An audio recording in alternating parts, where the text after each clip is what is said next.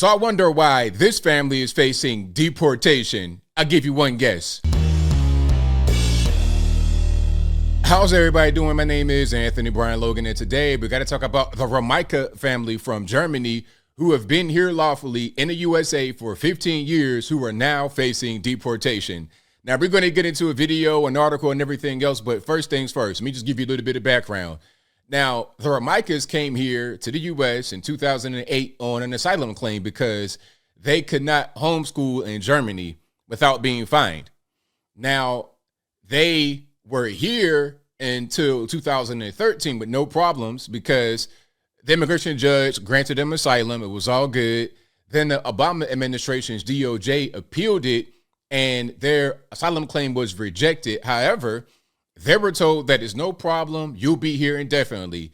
So they got to check in every 6 months with immigration. And they did that from 2013 until right now, 2023. But on the routine check-in in this month, September 2023, they were told that their asylum status had been revoked and they got to get passports and get out. Go back to Germany. Now, if you've been here that long, lawfully in the country, actually seeking asylum, why are you all of a sudden now being sent back to Germany? Now, before I go any further, let's go ahead and get into the news clip.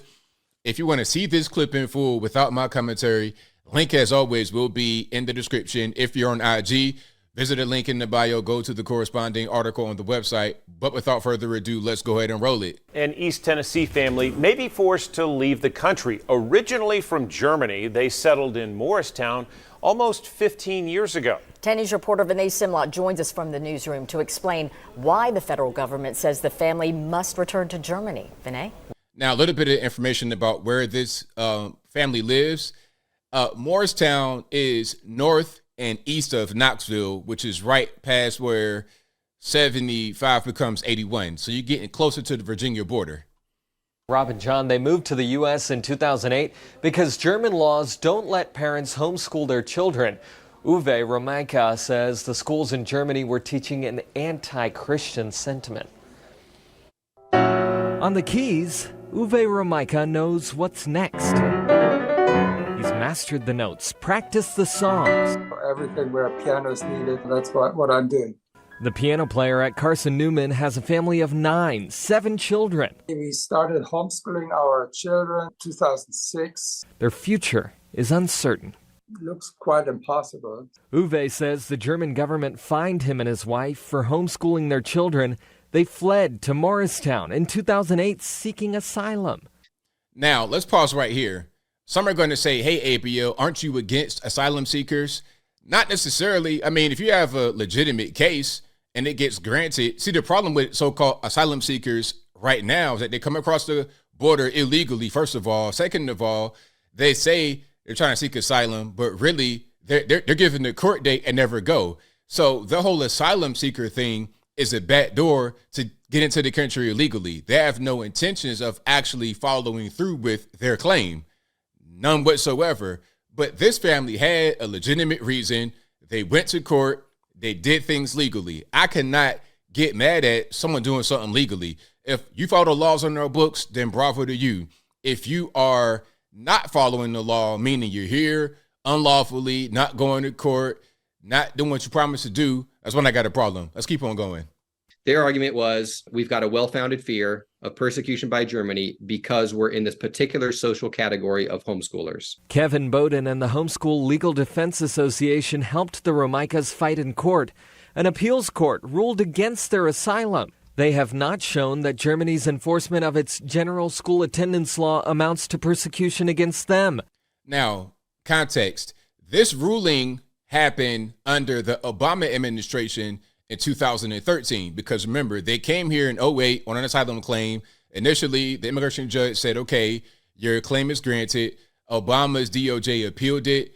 And then the Sixth Circuit Court of Appeals pretty much approved of the Obama's administration appeal. All right. So that's what's happening.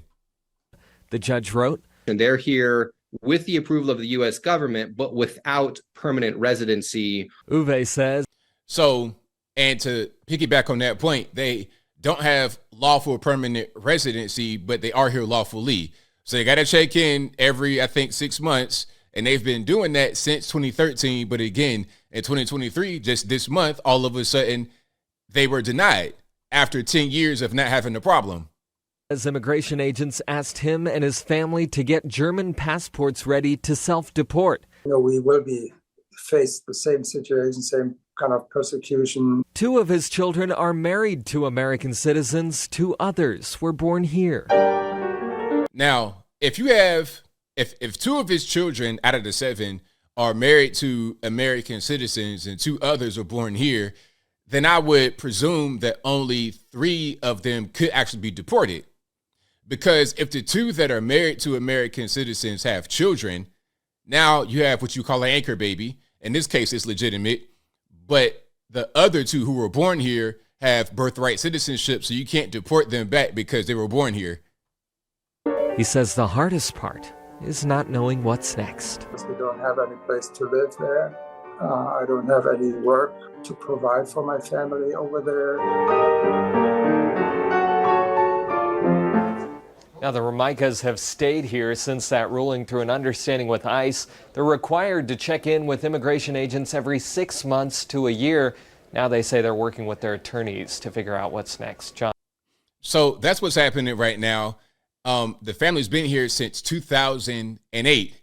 And I would presume if you're here as like a non-citizen, kind of in the gray area, you got to go to immigration every 6 months. You're not necessarily a permanent resident, but you're a lawful resident. I think I might have said they're not a lawful permanent resident. I think they're lawful because they check in with immigration and they get cleared, but they're not a permanent resident, and I don't think they have citizenship. But regardless of what's going on, they're here lawfully since 2008. It's now 2023. That's 15 years.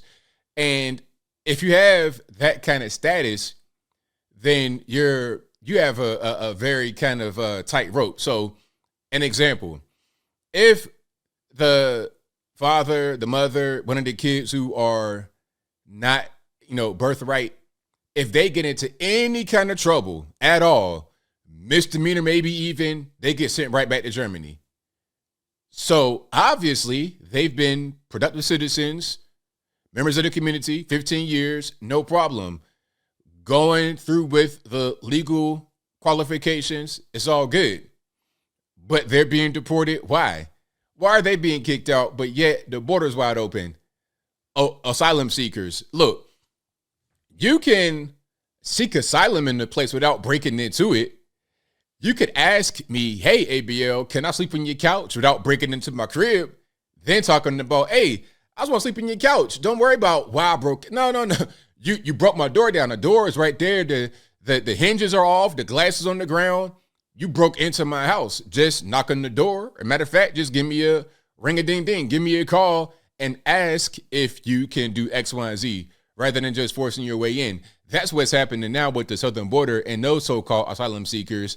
The Romaikas did not do that, but they're being kicked out. Now, you guys give me your reason why you think they are being removed. Is it because they're white Europeans, or here's something else? Homeschooling, we can't have that. We got teachers unions and everything else. They're against it. And also, I think they're Christian. That could be part of it as well. I think as I close, if they were just coming here illegally, even if they're white, black, Puerto Rican, Candy Stripe, if they came here illegally, then it wouldn't be a problem. Go to a sanctuary city, come in here illegally, then it wouldn't be a problem. But you want to be law-abiding, doing things by the book, following through with what your lawyers tell you and what the judge tells you. You want to do something like that, then you're punished.